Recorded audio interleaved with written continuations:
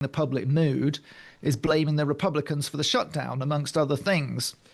So the Democrats wanted more concessions because they think they are held in better esteem, and the Republicans and Trump in particular are getting the blame. It's time to cross over to the White House, Washington and beyond for the Trump dump, and to do that with us this evening, it's the US Assistant Editor for The Times, David Charter. David, good evening.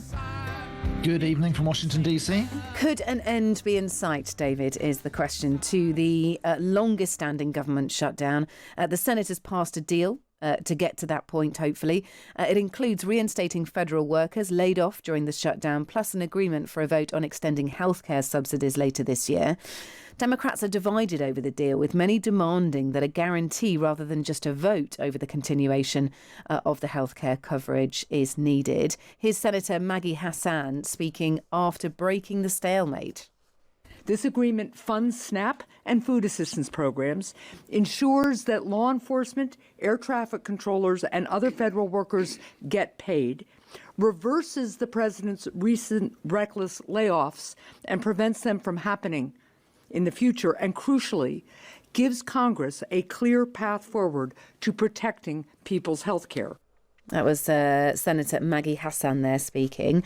Where is your head at, David Charter, on how optimistic you are that this could be the beginning of the end of the longest ever government shutdown? Yes, I think we are in the end game. I expect it to be over by the end of the week because now they have the votes in the Senate. What they got on Sunday night was 5 more Democrats to come across the aisle and to vote for this particular solution to the shutdown, which is 41 days in today, and that's the longest one in American history. So they've got the 8 Democrats they need to break the filibuster level of 60 votes in the Senate. And they're trying to work out when to have their Senate vote, maybe late tonight or early tomorrow. But it does still need to get through the House of Representatives, which is a very close run thing. And Democrats in the House are not happy with the moderate senators who they say have caved to the Republicans by agreeing to the deal. So it's very close in the House, but of course the Republicans have a slim majority, so it should pass. But I don't think anyone's absolutely counting their chickens, maybe apart from Donald Trump, who said on Sunday it looks like the end is near. But I think on balance, this is the closest, by far the closest we've come. And now they've got a majority in the Senate. It sounds to me like one way or another, they'll wrap this up by the end of the week. When is the vote due in the House? Do we have a time on that yet? The Speaker, Mike Johnson, has said that he will call the vote 36 hours after the Senate votes to give people time to come back. He's actually said to all the members of the House, which is not sitting because of the shutdown, he said, you've got to get back to Washington, which is not as easy as it sounds at the moment. Especially the country as big as America. Yeah, well, at the weekend, half of all flights were either cancelled or delayed. And this is a direct result of the shutdown because air traffic controllers have been drifting away. They've missed 2 paychecks, I think, now. And some of them are calling in sick. The suspicion is they're working side jobs to get some money for their families because they're not being paid. Donald Trump's very mad at them. He said that he'll give $10,000 bonuses to all air traffic controllers who worked every single day of the shutdown. And he accused the other ones of falling for a Democrat hoax and staying at home. Wow. OK. If this does go through as you expect it to, who's going to claim victory on it?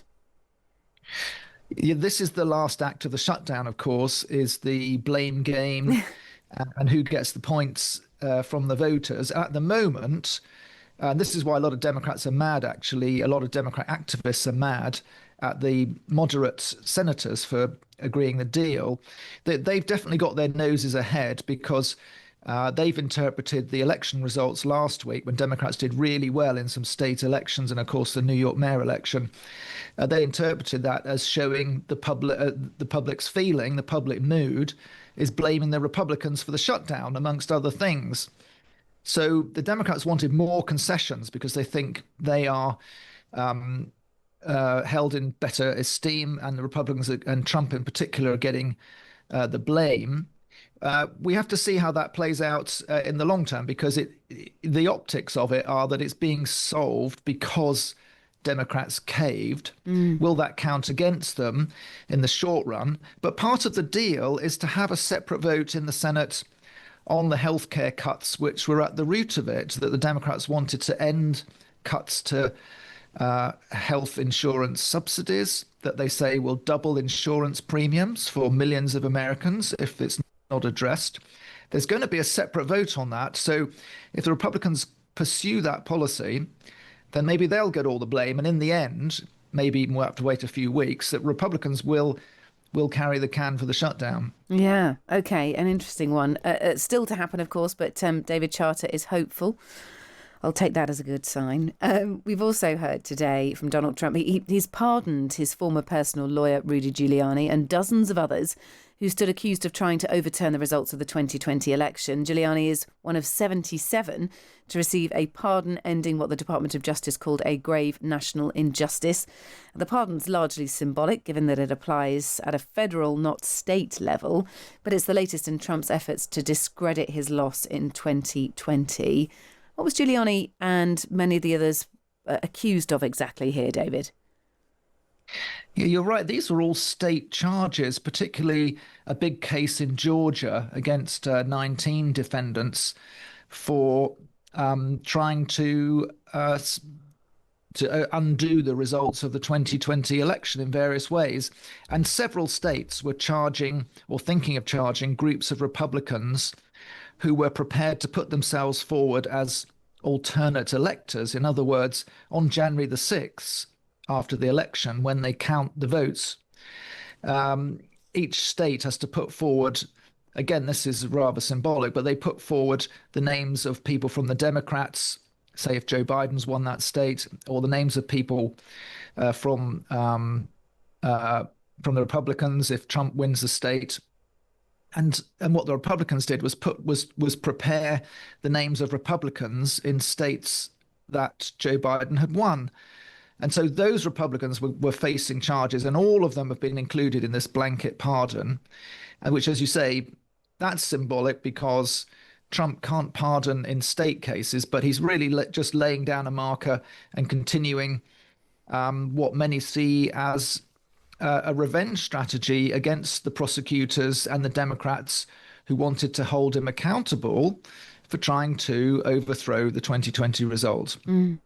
And a quick one on Syria's President Ahmed al-Sharaa, who met Donald Trump today. I mean, this is the man who 20 years ago was thrown into a US detention centre in Iraq after he joined al-Qaeda militants fighting the Americans. So this is quite something today, actually. The visit is pretty historic on that and other levels. They met behind closed doors. There was no word from Donald Trump at all. I think all of us here in the UK were desperately wanting some sort of comment on his threat to sue the BBC, David. But we didn't hear anything from the pair at all, did we? No, we haven't seen President Trump today, and it was a really unusual visit for a head of government to the White House, because normally, of course, the cameras come into the Oval Office and there's about an hour's worth of back and forth with the media and Trump holding forth. It didn't happen in this case, probably because President al-Sharaa of Syria, although now being feted as an international statesman, was, as you say, 20 years ago, found caught red-handed planting an improvised explosive device to kill Americans in Iraq. And he was locked up in various prisons, including Abu Ghraib, for 5 years. So he's really been on the most amazing journey throughout his adult life, where he returned to Syria after prison and, of course, led the revolution that overthrew the Assad regime. So now he's in America, basically seeking financial support, also support for ending all sorts of sanctions against himself in Syria, partially successful in that so far.